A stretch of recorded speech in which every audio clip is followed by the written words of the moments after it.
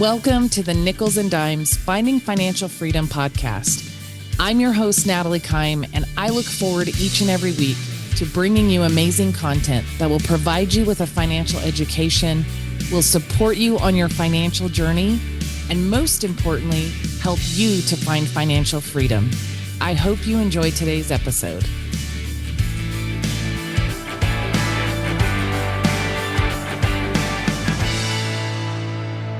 Welcome to the Nickels and Dimes Finding Financial Freedom podcast. I'm your host, Natalie Kime, and today I'm excited to be talking with Mischelle O'Neal.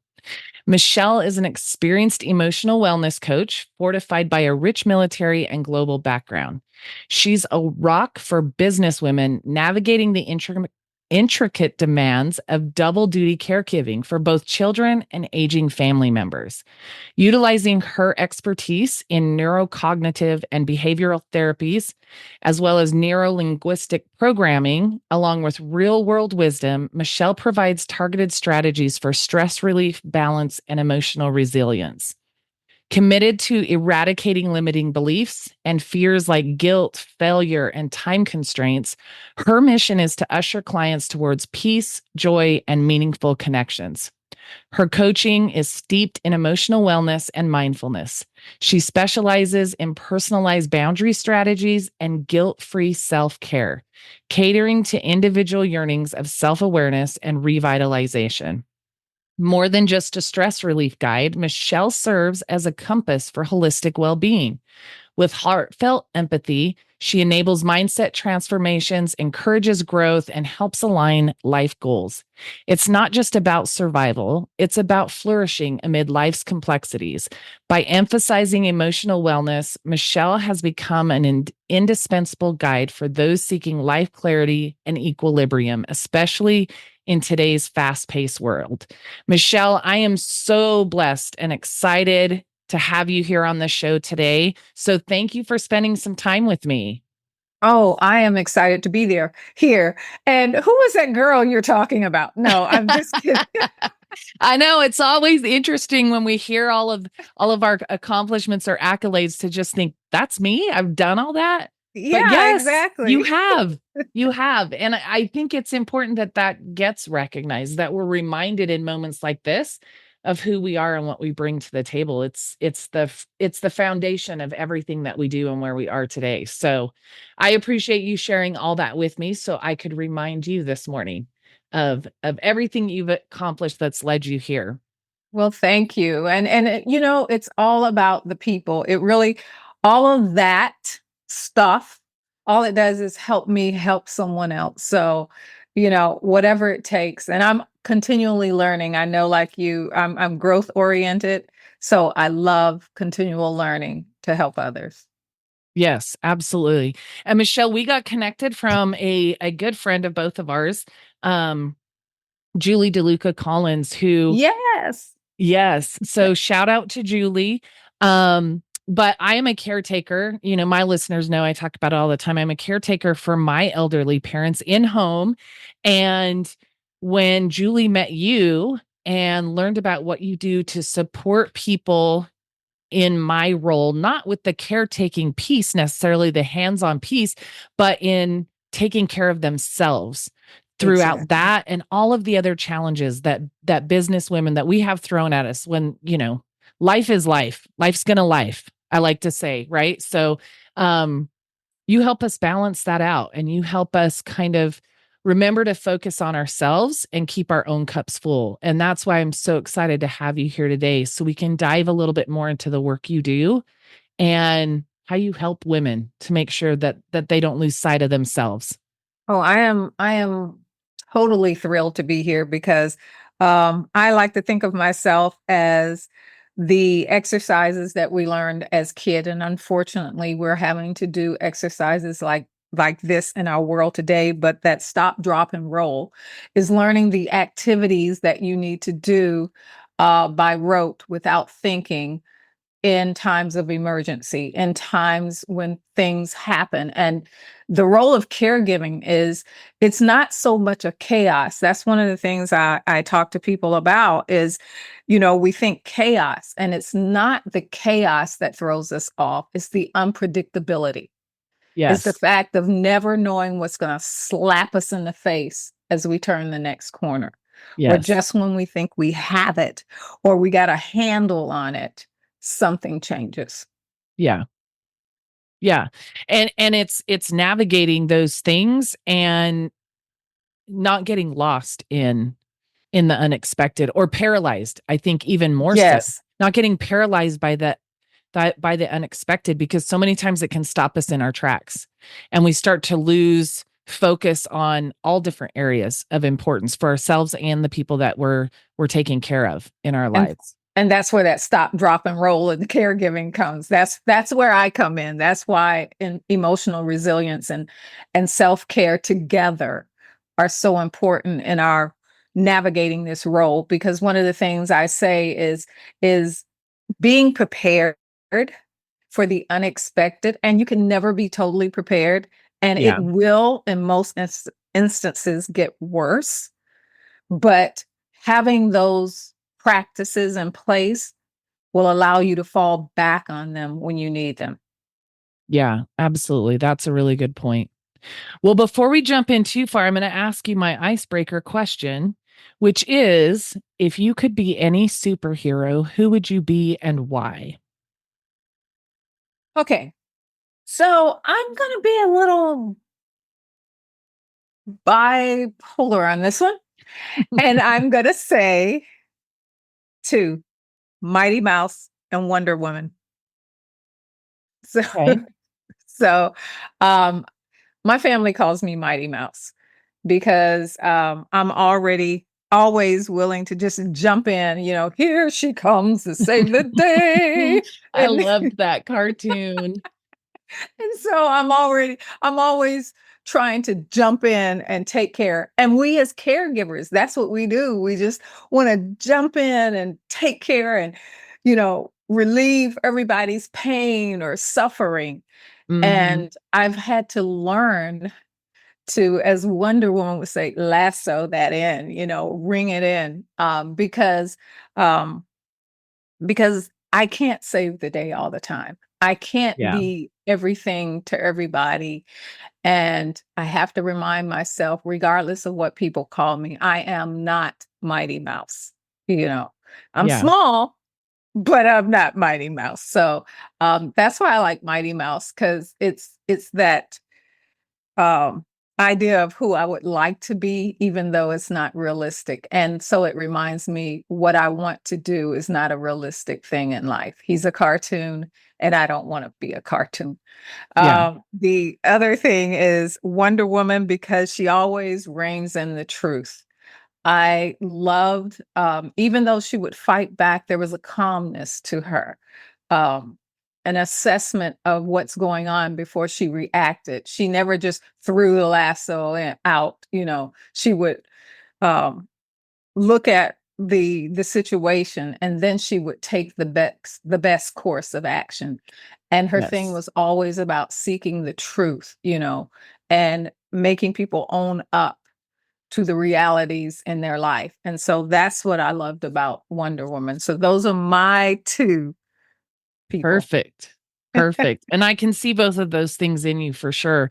Um, I had the opportunity, was blessed to be on your podcast a couple months ago. And so we talked about some of those kind of things as you were talking to me as a guest. So the roles were reversed in that Yes. situation, but it did give us the opportunity to understand each other a little bit better and kind of see in both of our roles the impact that we've been able to have, the priority that the work that we do is, how important it is to be out there. And you gave me a lot of really great pointers and ideas to think about in my own caretaking journey that I really appreciate. And that's why I really wanted to be able to talk about that today with you. So can we start by you sharing a little bit of your story and what led you to the work that you do today? Um, wow. I'll go to the caregiving part. My story is so huge. It's like pick a part, any part, you know. So my father was in the military. I come from a line, all Air Force too. Woohoo, Air Force. There you go. A long line of Air Force. My father is retired Air Force. I'm retired Air Force. My husband is retired Air Force. Um, and my daughter was in the Air Force, and now she's out. The thing is that being in that environment all my life, I learned structure. I learned adaptability, which was really big as a child. Um, moving to my first place at 6 in a foreign country. With a foreign language. It was the Philippines, and not understanding that aspect and just being thrown into that. But I had an amazing mom who loved traveling, loved people. And so her thing was no matter where I went, it was to learn their culture and immerse myself in their culture. I And love so that. that's what we did everywhere. I went to Crete, Greece after that, then back to the Philippines. And so I've learned other people's culture and how to adapt to other things at a moment's notice. That's always changing schools, always changing homes. Like sometimes we would move from one home to another at one assignment. Yeah. So it's learning that, learning new people. And so a lot of people today don't get that ability to learn through life how to adjust to changes in their lives. And so I just thought it was normal because all my life, even being in the military and my daughter moving around, I just Yeah. thought people just do that, and I didn't realize how unique we were. And so growing up and coming into the military myself and still in that environment of moving and changing, um, doing those things were just rote for me. They were just life. Yeah. You just adapted, you changed, and some people do well with it and some people don't. And because I started early, I did well with it. And what I'm trying to say is I thought this was natural. I thought everybody had this. I thought everybody got this, and I never could understand what's the problem. You know, Yeah. you, just a new school, make new friends. What's the issue? And so I realized how hard it is for other people. And so one of the things that I wanted to do is teach how do we prepare for this? How do we learn to adjust? How do we learn? And so that started it. And then I realized one of the first biggest changes, another big change, wasn't the first, another big change in my life was when we had to leave the Philippines and come back to the States because both of my Mm. grandmothers needed caregiving. And that was my first experience with how caregiving can totally uproot your life. Yeah. And so with that, and I was a teenager, I had just graduated and my life was turned upside down. I had to restart again. Um, and it's harder then because you're an adult and you're not going to school. And Yeah. so it's how do I start this? And then being there for my mother, as a secondary caregiver because, you know, I was the kid, sort of Yeah. kind of young adult, but I still needed to support her and be there for her. And so all of this experience is why I do what I do, is understanding this, understanding as my mom is getting older and now I'm spending more time with her and my in-laws, and my father, and seeing the ravaging and the changes in their body and how devastating it is to them. It's not just us that Yeah. it's affecting, it's them too, and trying to navigate through this and bringing with me all that I've learned over the past. That's why I do what I do. I just want to teach. I want to give. I want to show other people that you can do this and not let it break you. Yes. Yes. Thank you for sharing that. And let me say thank you and your family members for your service. Um, I don't think there's anything more selfless you can do than to serve in the military and sign that blank check. So I appreciate each and every one of you for doing that. As you know, I've got military in my background too. I'm a Navy brat. So born in Hawaii, lived in Okinawa, back to Hawaii before we came back to the States when my dad retired. And then my son was in the Marine Corps, so which is a division of the Navy. So you've got the Air Force side. I guess I've got the Navy lineage here, but I'm um sorry.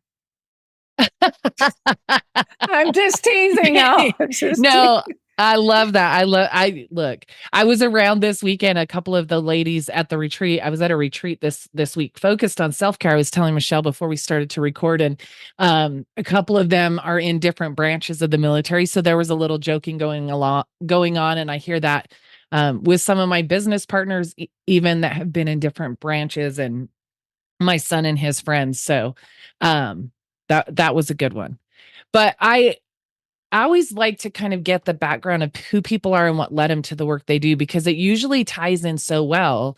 And as an example, I think for listeners out there who are maybe looking for something or maybe feeling a shift in life of what do I do next? Or I feel like I'm being pulled in a direction, but I don't know what that really looks like. And so just those stories of how our life experiences can lead us to the work we do at some point in our lives, whether it's from the beginning of our careers or, later we shift into business ownership or even just a new direction with our careers as employees as well. So I appreciate you sharing that.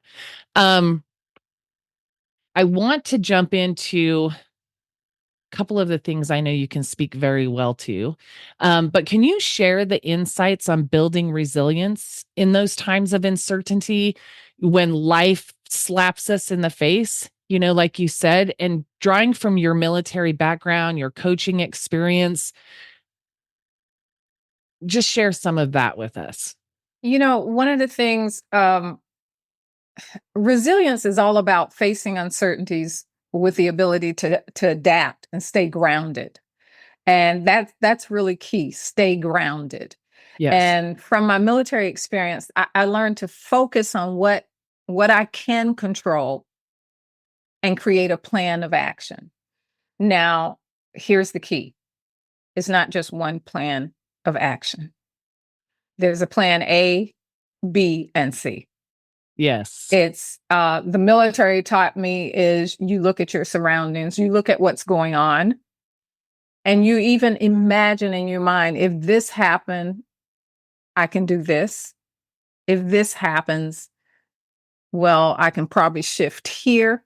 And it's just looking at what things, and especially in caregiving, they give you possible outcomes and how things can progress. And so if it gets to this point, this is my thing that I'm looking at doing. So instead of waiting till that happens, if I may have to put them in a care facility, start looking at the care facilities now. What's around in your area? Find out the reviews on them. Go talk to the people in that care facility, because when you need them, it's too late to do all that homework. Yes. And Yes. so what I'm saying is go ahead of your plan.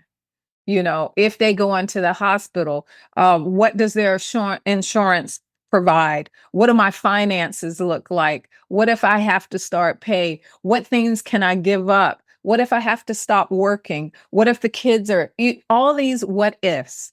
So what ifs can actually paralyze us. Yeah. But if you have already gone down that road and come up with possible solutions, it's no longer a fear and it no longer holds you captive. And so that's what I mean about going ahead and adapting and staying grounded, because now you have those anchors to hold on to. Yeah. And you have a sense of control, nothing scares you more than losing control of what's going on in your life. And this becomes your small anchor of control in your life, if you can hold on to that. I really appreciate that thought process. It's one of the things that I talk about in my work and working with people when it comes to their finances is the most important day today to start is today, wherever you're at in your life. Yes, it's great if you start early. But if you didn't start early, the next best day to start is today. And the reason being is because there's so much you can do today to prepare yourself for the future and all the unknowns that may come your way. And I talk in some of my previous episodes, I think it was last week's episode 22. I'm talking about life insurance in general, really educating on the different types and some of the components of life insurance. And one of those is long-term care and living benefits and what those can provide when the time comes, because none of us know what we're going to face as we age and things start to decline. Some people stay very, very healthy into their 90s. Some people run into memory care issues or, more significant diagnoses along the way. But if you're prepared in my world with products that can support you through that process, that's a huge relief. It takes the money question off the table, which is one of the biggest fears. But then you talk about exactly that.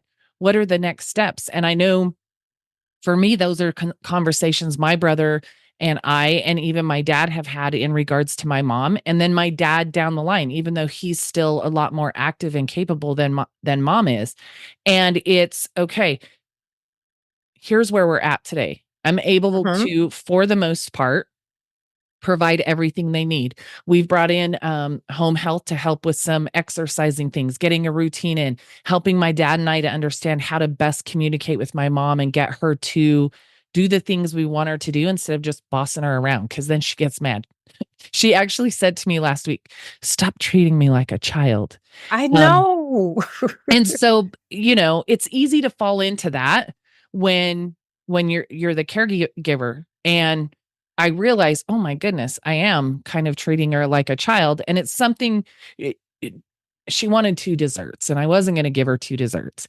But at the same time, she's thinking, I'm grown, I can decide this for myself. But for health reasons, we're trying to reduce her sugars. And so just learning better ways to communicate with her. And I've learned I can even say, okay, well, let's do that later. And I know she'll forget about it. Right. And I don't want people out there to think like sometimes that's how it works with memory care. Right. Is And you're agreeable in the moment to delay the thing, and then it goes away and takes care of itself, but it eliminates combativeness or confrontation or difficulty in the moment. And it's part of what I've learned getting through is we kind of trick her a little bit into some of the things we know that she needs to do. that's all part of the disease, dementia and Alzheimer's anyway. Yeah. And unless you're in that, a lot of people, your audience may not understand that. But another way, as I was thinking of the dessert, is give her half of what you would normally give her. And then Mm. later give her, don't argue with her. Here, you can have this one. She didn't realize it's the same piece, Yeah. or the amount. But, that's another way of keeping the argument or triggering her or getting her agitated, Yeah. but those and agitation is a real thing, depending on Yes. which type of dementia you have, and there are multiple different types of dementia. Yes. But like you said, the normal, most people don't understand that unless you're in that Mhm. journey. You really don't understand it. And another thing that's really important for that I like to get across is one of the things you talked about is the dignity, allowing Mhm. them to still maintain their dignity as an adult. you Yes. know um and one of the things I talk about, and I really start pouring into is what I call the circle of care, and how there's an actual progression or evolution of care in our lives. And sometimes they overlap, and understanding the emotional needs that you need in each aspect of that cycle of care. And I'm not talking about one person, I'm talking about life. There's a whole life cycle of care. Yeah. Um, and as we progress through it, like I said, there are different emotional, there's a different emotional wellness that we need through those progress. But I just want to go into the fact that we're talking about anchoring and being grounded. And that's where the mindfulness comes in, and the emotional wellness is learning those rote processes or practices that Yes. we can have in place to deal with the emotional aspect. I mean, especially when you're dealing with someone that has Alzheimer's or dementia, and there is a difference. Yes. Um, there can be agitation, there can be downright physical confrontations, there can be verbal abuse. All of this can come at you. And so you, as the caregiver, have to not react to that person, because that's not the person that you grew up with, or that you know that you used to know. And so it's just, how do I navigate through this, knowing that they're riling me up? This is how I feel. I'm angry, but I can't react to that. And so, what are practices? My granddaughter, veer off a little bit, is high functioning um, autism. She has high functioning autism. Okay. And one of the things I've taught her is to breathe, because she gets ready to go off in a tangent, and because she can't have something, or she didn't understand why something is happening. And so now I've taught her, okay, baby, breathe, breathe. And she'll go, and she'll just breathe. And it's the coping mechanism that she's learned to bring her back into the reality of what's going on around her, and Yeah. to alleviate that agitated state. And so these are things that we have to learn to deal with the unexpected in our lives. What things can take me out? I just had this conversation with my daughter. What things can I do to remove? Sometimes you have to physically remove yourself from that situation. And if that's what you got to do to maintain your sanity, walk out. Yeah. So sorry, I got off on a tangent. No, that was perfect. There have been a couple times where I've had to just go in the other room and separate for a few minutes, again, because I know there will be a shift in my mom in a 15-minute window of time when she's agitated, and then I'm reacting to that agitation in the moment.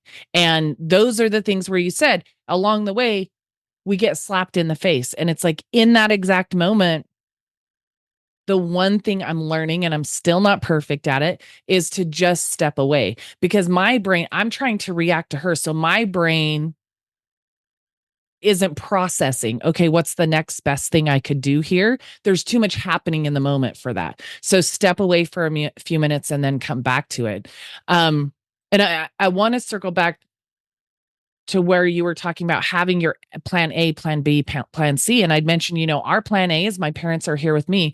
Plan B is that when the time comes, and I'm very open and honest with my mom's physician on where she's at, what we're struggling with, so that she can make the recommendations of different components of in-home care that we may need to bring in along the way. But that's plan B, is utilizing as much support care from outside caregivers when the time comes as possible. And then plan C is there will likely come a time that we need to put her in a memory care facility to get that round the clock care that she actually needs. And so, but one of the steps that you mentioned about actually going and seeing those facilities, I think would be a really good thing for for me to do and have a feel for what that looks like, because in any situation that turn can happen really quickly. And so that's the one piece I feel like I don't have in place. So I appreciate you bringing that up. What and I'm glad that I was able to help you there, because when you were talking about today, do the thing, I hope whoever is listening to this today, that this is sparking something, some change, some step that they can make in their caregiving journey now to to make it better along the way, or to help them. And so when you said, you were just talking about talking to a facility, and another reason that is so important is, I have another family member whose father is in a care facility, and he had to be moved several times, because sometimes you don't know what really happens in that care facility, and Yeah. sometimes you have to make a quick assessment. So it's not just about the reviews, which are important, and read them well, but it's also about going in and talking to people, Yeah. talking to not just the person who meets you at the front desk. I'm talking about, you see a worker standing outside, getting a break or whatever, talk to them. Do you like working here? How long have you been here? If they're quickly making, they've only been there 2 months and they're ready to leave, you know, why do you want to leave? Just Yeah. things, because that tells you about the climate of the place, or it can tell you about the climate of the place. So all these things, talk to the person in the kitchen. Oh, we never have any time, or, oh, I love cooking in here. I get to be creative. What type of people are working there? So all of these things will help you make a better informed decision on your loved one. That's a really good point. That's a really good point. Thank you for adding that. So I want to dive, I think, a little bit more into the work you do in helping the caregiver or the person, right? Helping us make sure that we keep a focus on ourselves as well through all of those things. So tell me, in your view, what does work life harmony look like? And I love that the word harmony much more. I've started to use that a lot lately, and I've had a couple other people use it in return to me. We don't talk about balance because true balance doesn't exist. There's always something or multiple things in shift or in turmoil because of life, right? But how do we find that true work life harmony where, while some things are requiring more attention right now and other things aren't, so they maybe get a little less attention? How do you navigate through that? What does that look like? And how can individuals achieve that with everything that is going on in their busy lives?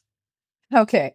So I want to go back. I'm a word person. I want to go back. I use balance myself a lot of time. I call it, my membership is uncompromised balance. And the reason I say this is, when you look at scales, when very rarely are they totally still. Yes. There's always this kind of shifting of one side to the other, giving where it needs to, and then rocking back to make sure it holds some sense of, and what I call is fluidity. Yes. To me, balance and harmony is all about fluidity, is understanding that sometimes it's going to rise and other times it's going to fall, it's going to dip, and there's a constant of fluidity in your life. And it's understanding, right now, this is what's going on, and this needs my attention. Doesn't mean that this is not important, and I can get back to that. And that same thing needs to happen in our relationships with our family members as well, is them understanding that right now this is going on. I know you need my attention baby, whether it's your child or your significant other, I know, let me get through this. One of the greatest thing you can do is in your desire for harmony is put deadlines. And when I say deadlines, is letting them know that this is happening. It'll probably, the doctor said this is going to happen for a couple of weeks, or, I'm really tired. Give me a couple of days to kind of regroup, whatever it is. But people can deal with things better when they see a light at the end of the tunnel. Yeah, that's so true. It's when it looks like it's never ending. And you can't say your journey, there's never a light at the tunnel, until, I hate to say this, but until they pass. That's Yeah, not the light at the end. There's always shifts in that journey. There's always pit stops and changes. And each one of those is your light. So, that's so it's true. just like with the person that you're working with, it's how do I make the most of the moments that we get? Is the beautiful smile that you got, and remind it, oh, I love mom. You have one of the most beautiful smiles. Smile for me again. Come on. Yeah, Come on, mom. You know, is that type thing, is build on those moments, and creating the things that you want to remember about them, so that you don't hold on to the things that you would like to forget. that's so important. And I see that it not on the daily that we're dealing with really difficult things, but the times when things get a little bit harder, and I can think about, hey, a couple days ago, I came down here and danced like an idiot across the living room, but I got my mom to belly laugh, right? Yes. So in this moment, it's really hard, but I'm going to step away and let things calm down and then move forward with what I need to. And tomorrow we're going to get back to dancing across the living room. Or, sometimes I'll get my dad to get up and I'll twirl my dad around a couple times and my mom thinks that's funny. Or, I'll say to my dad, tell us some dad jokes. And when we start laughing at those things, my mom will chuckle. Sometimes it's asking her questions to get her to tell me about her childhood, because that long-term memory is still there. And I need Mhm. to get back to one of the things I started doing in the beginning was recording her Mhm. speaking and telling those stories. I need to get back to that a little bit here and there, but so that we have a recording. And I shared that when I did that previously, I shared that with all of my family members, so everybody can hear her voice and hear her really coming through in the stories. But yes, I definitely agree. Creating those moments and recognize them, being present enough to recognize those moments so that you can tap into them for the strength to keep going when it feels like they're not there right now. That's a beautiful thing. That's one of the things we did with my mom, and my mom is doing well. She's gonna kill me for this. She's 88, and so, but one of the things I got together with my brother and sister to do a few years back is I'm like, people always talk about, you know, the impact someone made on your life. I said, this year for Mother's Day, I want us all to make a video on the things that mom did in your childhood that made a real significant impact on who you are today.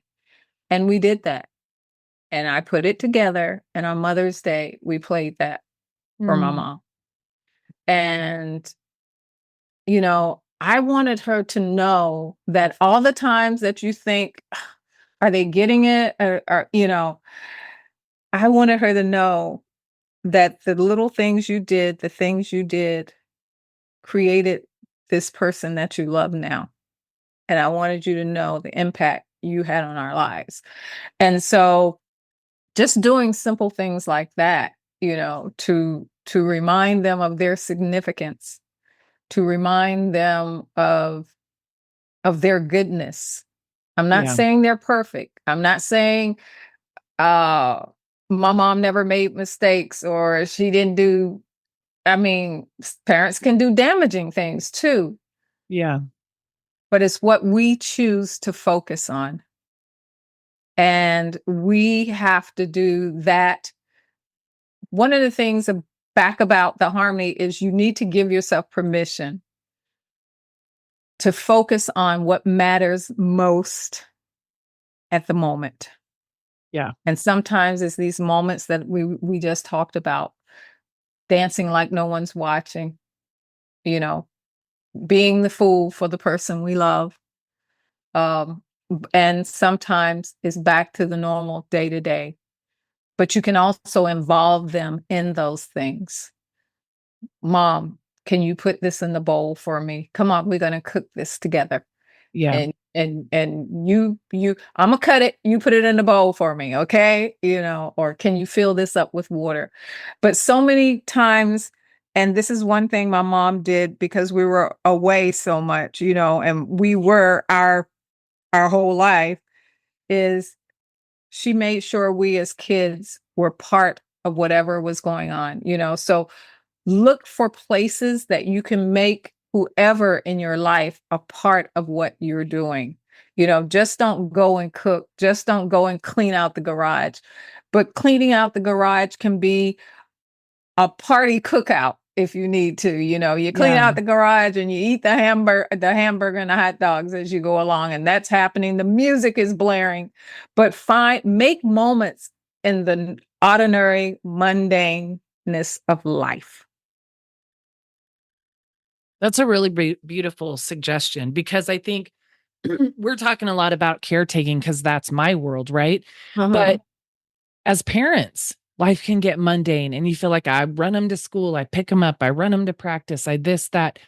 Well, how can you do the same thing in those moments? In the moments you're in the car with I them was gonna say in the on the car, in the way, right? car. Like what's their favorite music, or what's their favorite memory of something? Like bring back some of those things and make those connections. We may only have that 5 minutes or that 15 minutes in a moment, but recognizing and turn down the radio and have a conversation, or put on a song that you both love.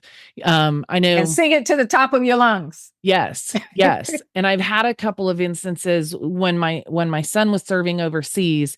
There was one time he sent me a video and he had started teaching himself how to play the ukulele. And when he was a baby, I would sing him to sleep every night singing "You Are My Sunshine." And he sent me a video of him playing "You Are My Sunshine" on the Oh. ukulele. And it's so easy to think our kids don't remember those things or whatever, but he took me back to those moments when I would be rocking him to sleep. And of course, I had tears streaming down my face. You know how that goes. But it Mhm. was when we do that, sometimes we get the reactions, or they start to do it for us. And we remember through all the hard of raising kids, of holding down the job, of making the meals, doing the laundry.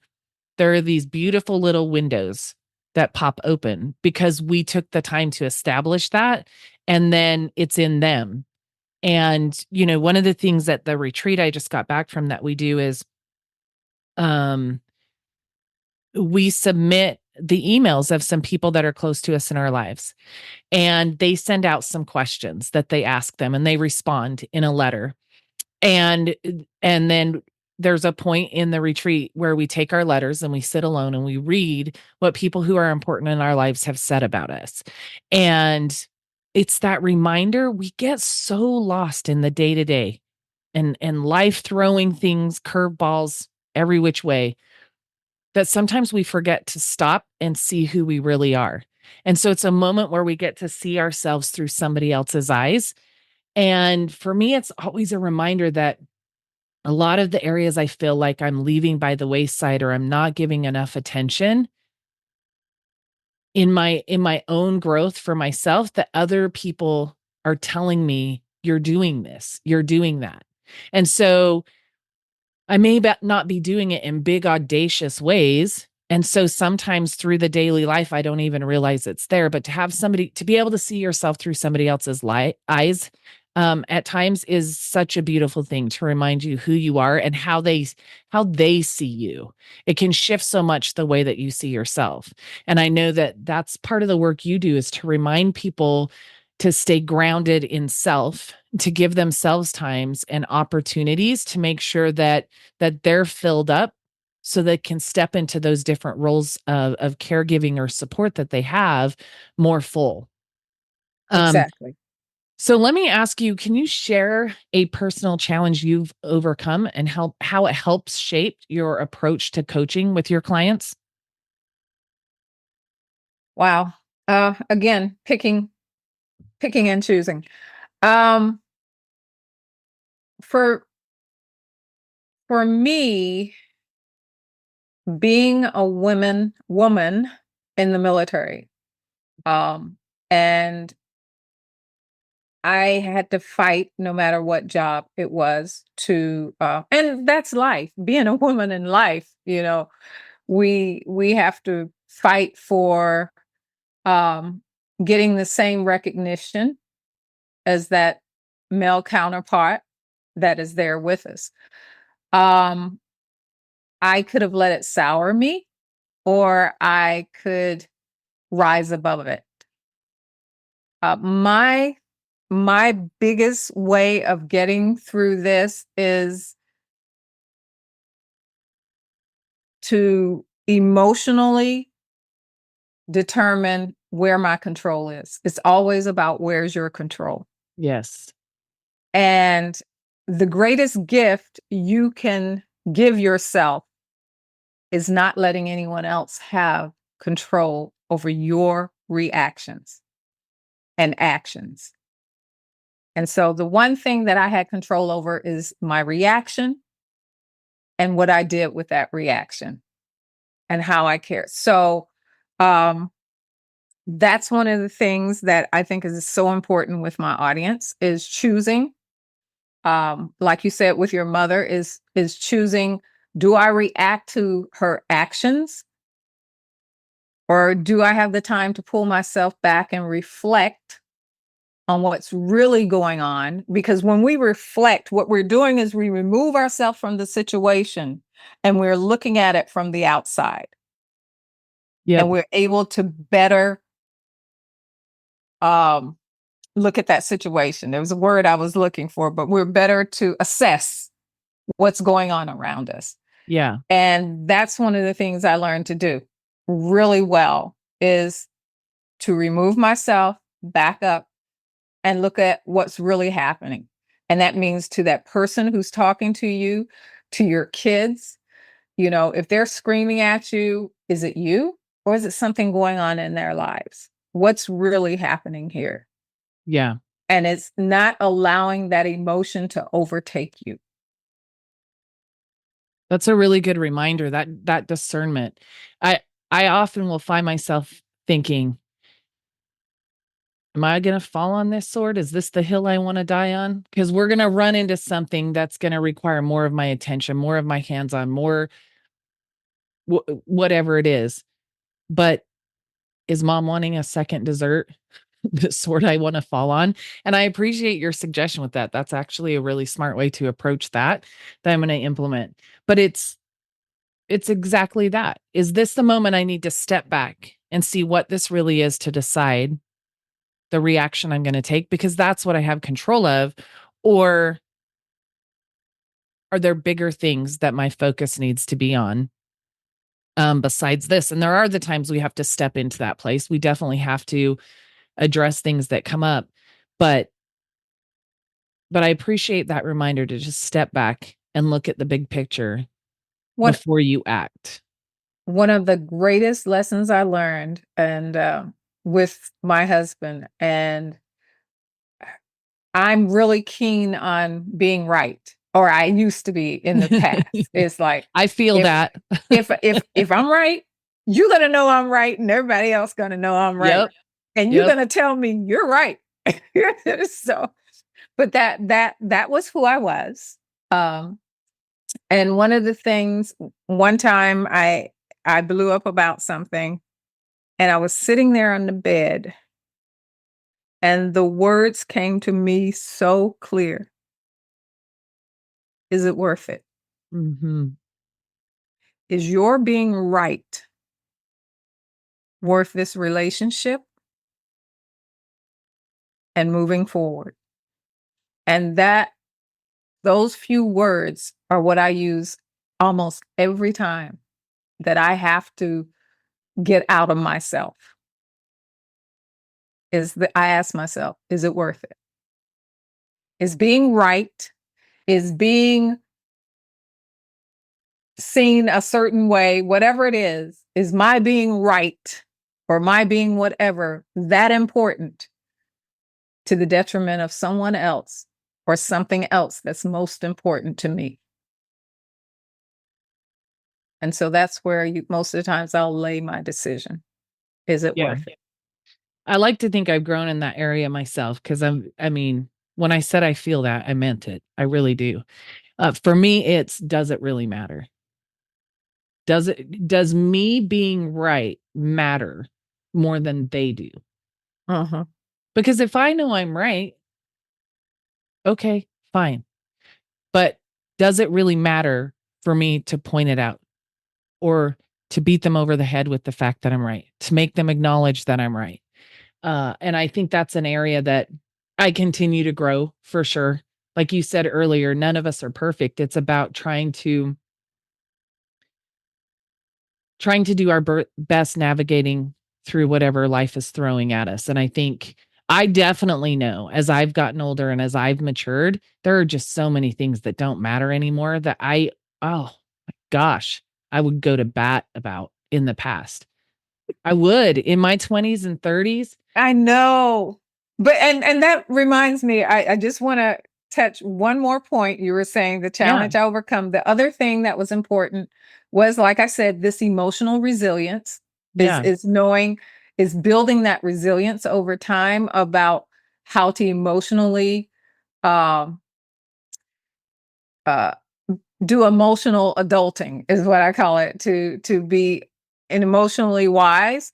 But the other thing is balance. I mean, not balance, boundaries.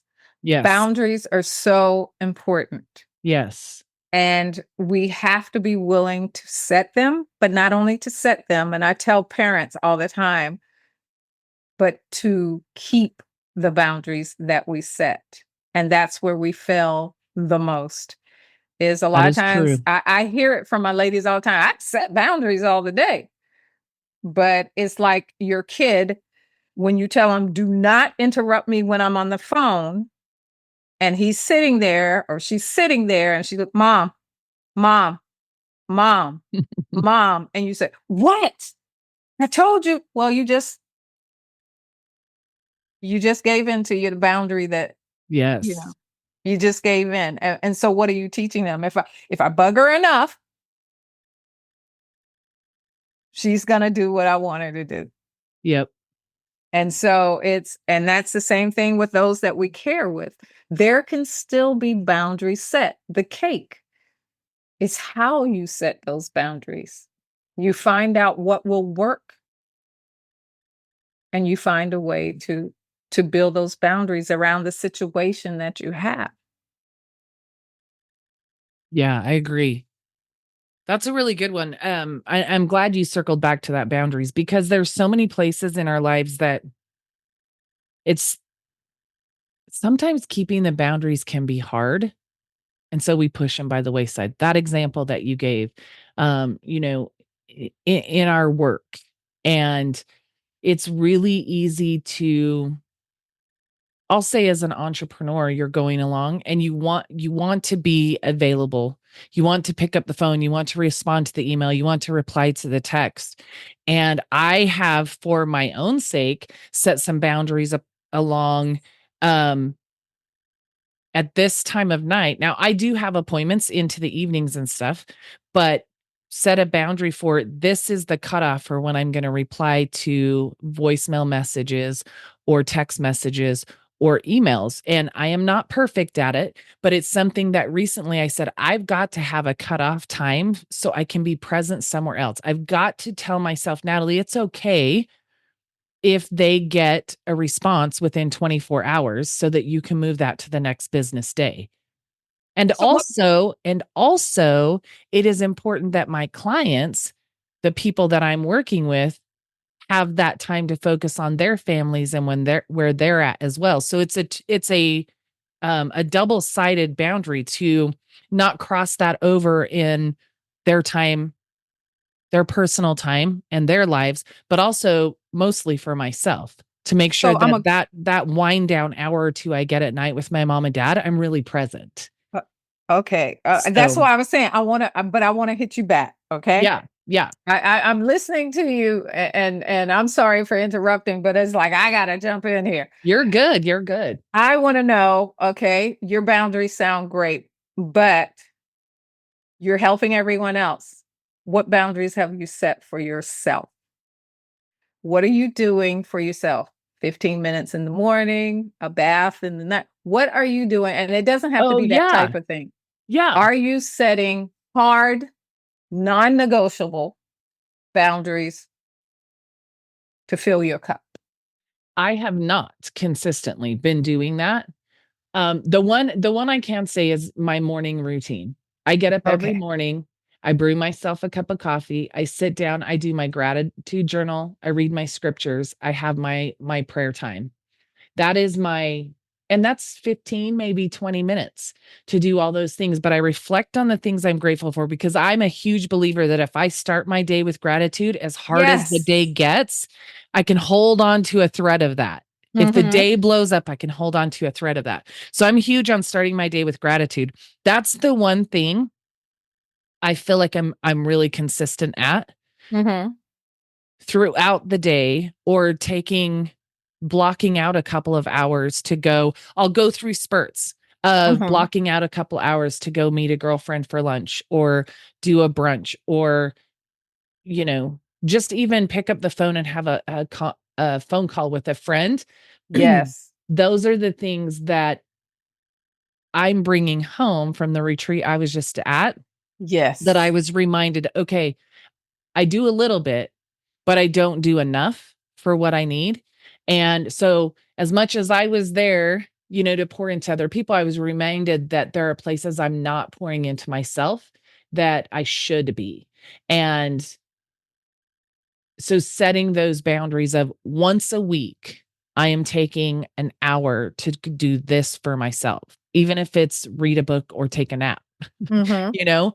And once a month, I am going to spend time with a friend doing something, a lunch, a brunch, something. And maybe that will build over time. I'm not trying to change everything all at once overnight, but Small steps. Yeah. yes, exactly. Mm-hmm. Because I do know I need to do more of that. It's easy to I love what I do so much. It's really easy to get caught up in it. And then I've got mom and dad on top of that. So the me time doesn't get focused on. And I'll be honest, even one of the things I've told my boyfriend recently is we need to get better about our date nights, Mm-hmm.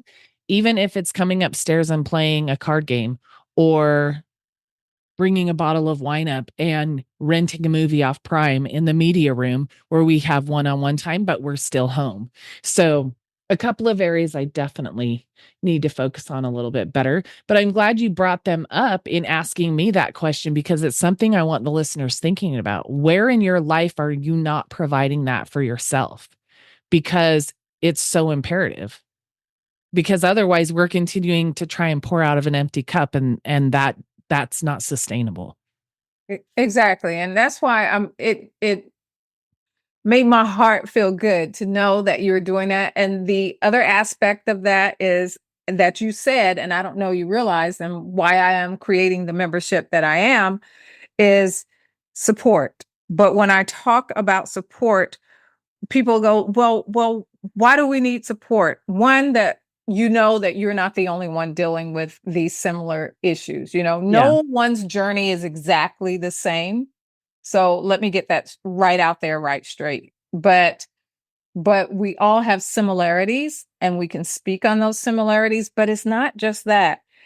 You see where you have struggles with your self-care? If you're in a group or around like-minded people or have a coach, there's the accountability. There's Yes. the reminder. And also there's the knowing that when I get on this call next week, they're going to ask me if I did this. So you're more inclined to do it because you don't want to be the only one, or, the one that didn't do it, or making excuses why you didn't do it. So Yes. community. boundaries, emotional resilience, self-care. All these things are important on this journey. And it usually takes others, a good supportive, what I call front row, to help you make sure that you do these things. Yes, absolutely. And I'm glad you brought that up as we wind this down for today. You know, you do have that community that you're creating for so many of us who need it. Where can people get more information about that? How can people get in touch with you, follow you? You have a podcast. How The can they? Caring Corner. Yes. Yes, the Caring Corner. So take a minute and share a little bit about that so that people know how they can reach out to you. Okay, I have the Caring Corner podcast where I speak to amazing guests like Natalie here and share some of the things that we need to know through these other experts. But I also talk about the journey and different things that we need to think about. Emotional resilience. I give tips and all that. Practices. The other thing is my website is Mischelleo'Neal.com. So if you learn how to spell my name correctly, you'll find me. So Mischelleo'Neal.com. And you can find me social media on at Mischelle O'Neal almost every, in fact, I think on all of them, Pinterest, YouTube. You can find my podcast and episodes of The Meeting Place and everything on YouTube. It is imperative for me to get the information out. I want to help you. I'd love to help you one-on-one. I'd love for you to be part of my community.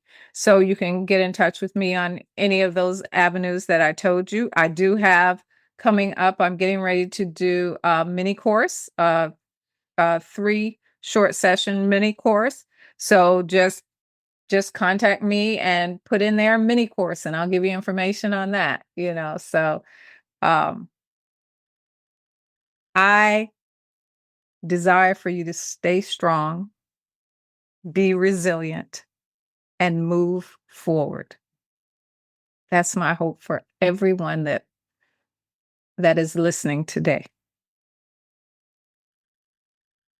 Thank you, Mischelle. I'm so grateful for this time we had to talk, for the messages that you shared. And yes, all of Mischelle's links will be in the show notes. Anybody can do this, y'all. Anybody can do this. Mischelle's links and how to contact her will be in the show notes when the episode releases.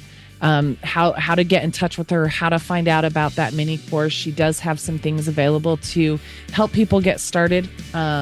Resources and things like that. So I definitely want to make sure that you have the ability to reach out to her and connect with her and benefit from her knowledge, her resources, and her support if that's something that you need. So Mischelle, thank you again for joining me today.